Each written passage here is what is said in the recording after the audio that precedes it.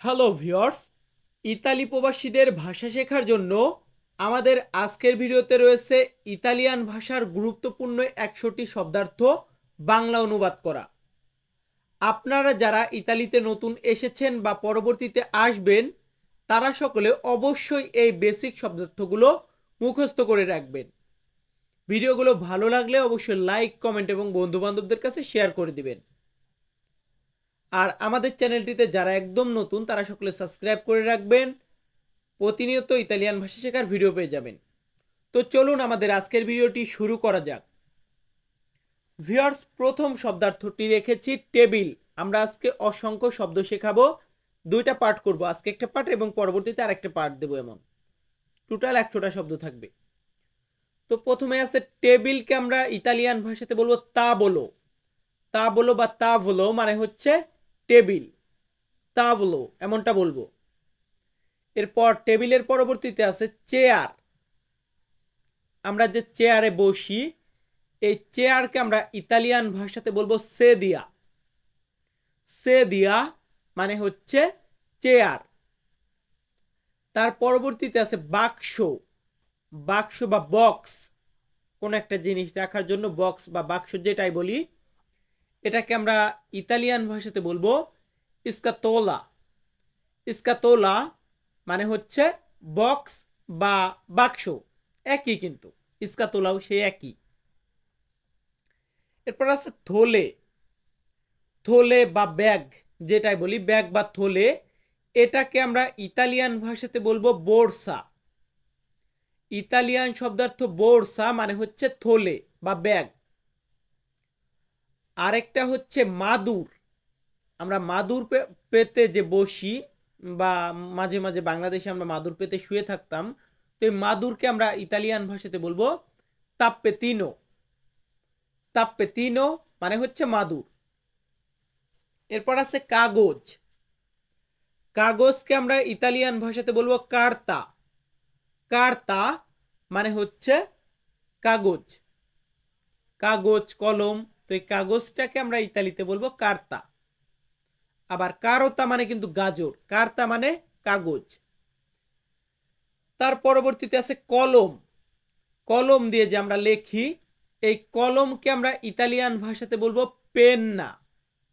Penna, pen বলি ইংরেজিতে, আর পেন্না বলবো ইতালিতে, একটু ডিফাইন করব, পেন্না। এরপর আছে পড়াশোনা। পড়াশোনা বা অধ্যয়ন, এটাকে আমরা ইতালিয়ান ভাষাতে বলবো স্তুদিয়ান্দো। স্তুদিয়ান্দো মানে পড়াশোনা। অনেকে বলবেন ভাই তুমি আগে শিখিয়েছো স্তুদিয়ারে। স্তুদিয়ারে বলি কখন, যখন ইতালিয়ান ভাষার ভার্ব করি তখন হচ্ছে পড়াশোনা করা, এটাকে বলা হয় স্তুদিয়ারে। তো এর পরবর্তী শব্দটি এখানে আছে নিরাপদ। নিরাপদ এটাকে আমরা ইতালিয়ান ভাষাতে বলবো সিকুরো। সিকুরো মানে হচ্ছে নিরাপদ। এখন নিরাপদের পরবর্তী শব্দটি এখানে রেখেছি বিপদ। বিপদ এটাকে আমরা ইতালিয়ান ভাষাতে কি বলবো, আমরা বলবো পেরিকোলো। পেরিকোলো মানে হচ্ছে বিপদ, কোন একটা বিপদ সংকেত, বা অনেক ক্ষেত্রে আমরা পেরিকোলো শব্দটা ব্যবহার করে থাকি। এর পরবর্তী শব্দটি এখানে আছে সুখ। সুখ, সুখের সাথে তো সবাই পরিচিত আছেন, মানে এই শব্দটার সাথে বাংলা। তো এই সুখকে আমরা ইতালিয়ান ভাষাতে বলবো ফেলিচিতা। ফেলিচিতা মানে হচ্ছে সুখ, ফেলিচিতা। আর সুখের সাথে আরেকটা শব্দ, সেটা হচ্ছে দুঃখ বা দুঃখ। দুঃখ এটাকে আমরা বলবো ত্রিস্তেচ্ছা। ত্রিস্তেচ্ছা মানে হচ্ছে দুঃখ। এর পরবর্তী শব্দটি আছে হাসি। হাসি এটাকে আমরা ইতালিয়ান ভাষাতে বলবো সররিজো। সররিজো মানে হচ্ছে হাসি। এখন রিজো মানে তো ভাত, আর হাসিকে আমরা বলবো সররিজো। সররিজো। এরপর আছে কান্না। হাসি কান্না, কান্না করা। কান্না করা না, আসলে কান্না এটাকে বলা হয় পিয়ান্তো। পিয়ান্তো মানে কান্না। ভিউয়ার্স, প্রত্যেকটা শব্দকে একটু মনোযোগ সহকারে দেখবেন, আশা করি তাহলে মুখস্থ করতে বা পরবর্তীতে বলতে খুব মানে খুব সহজ হবে, আপনার কাছে ইজি হবে। তো এখন আছে ধূমপান। ধূমপান এটাকে আমরা ইতালিয়ান ভাষাতে বলবো ফুমারে। ইতালিয়ান শব্দার্থ ফুমারে মানে হচ্ছে ধূমপান বা ধূমপান করা। এরপর আছে আগুন। আগুন এটাকে আমরা ইতালিয়ান ভাষাতে বলবো ফুয়াকো। ফুয়াকো মানে হচ্ছে আগুন। তো যাই হোক, এখন আমরা কি করব, এখন আমরা এই যে আটটি আটটি করে শব্দ দিয়েছি, এখন পরবর্তী আটটি শব্দতে শেখাতে যাব আপনাদেরকে। তো এখন প্রথম শব্দটি এখানে কি আছে, প্রথম শব্দটি আছে সঠিক। সঠিক এটাকে আমরা ইতালিয়ান ভাষাতে বলবো corretto। corretto মানে সঠিক।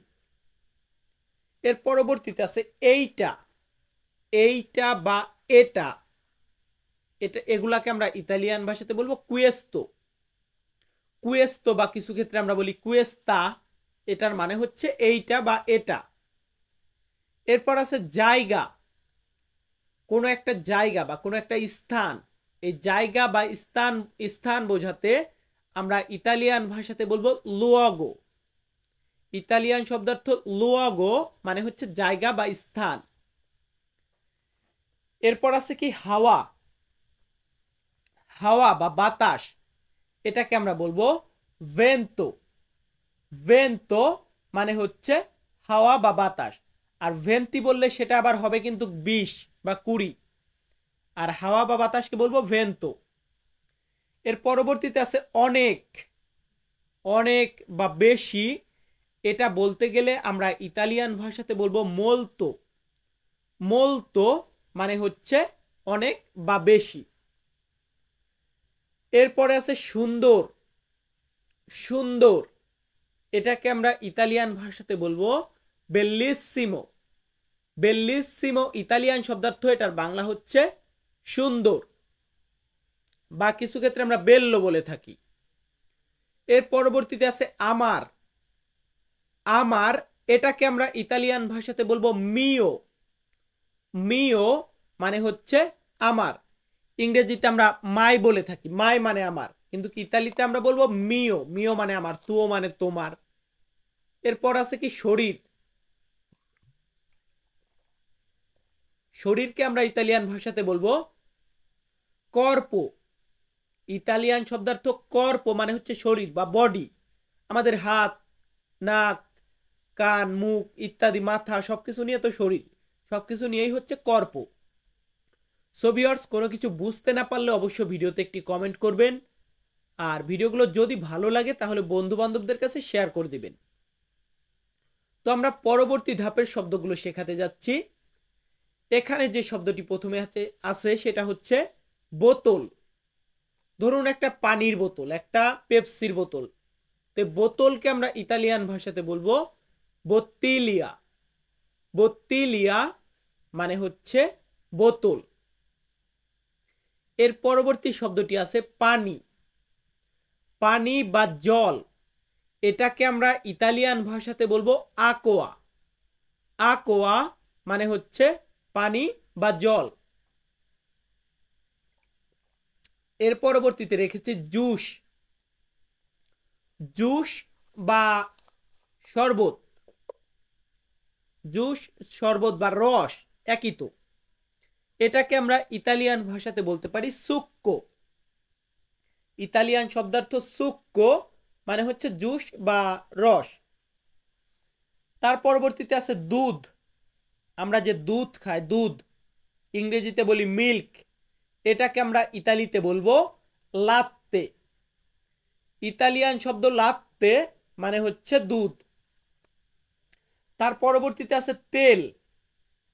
তেল এটাকে আমরা ইতালিয়ান ভাষাতে বলবো অলিও।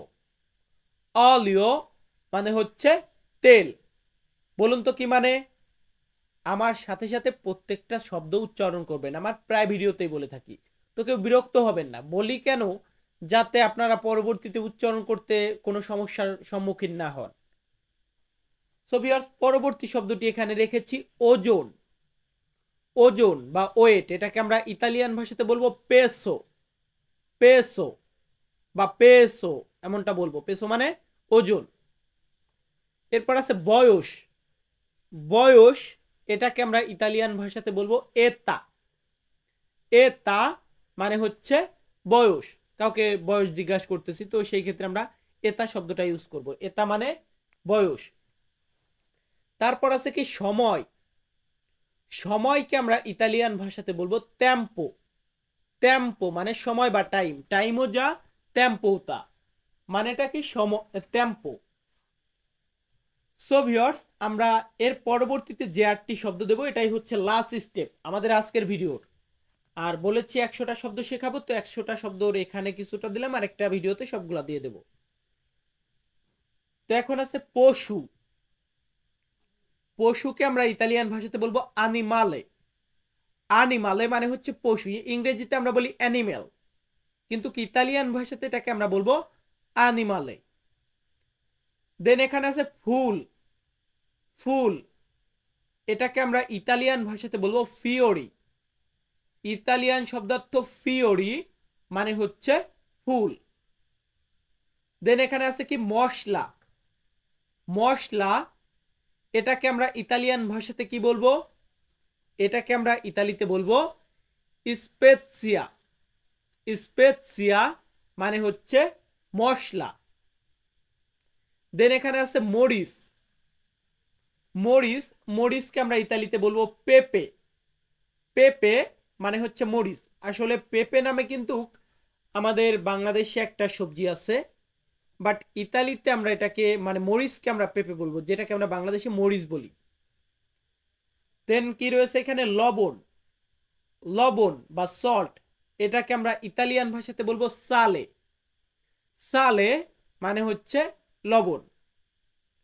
সালে মানে কি লবণ। তার পরবর্তী শব্দটি আছে আলু। সবজি হিসেবে আমরা বাংলাদেশে যেটাকে আলু বলি, এই আলুকে আমরা ইতালিয়ান ভাষাতে বলবো পাতাতে। পাতাতে মানে হচ্ছে আলু।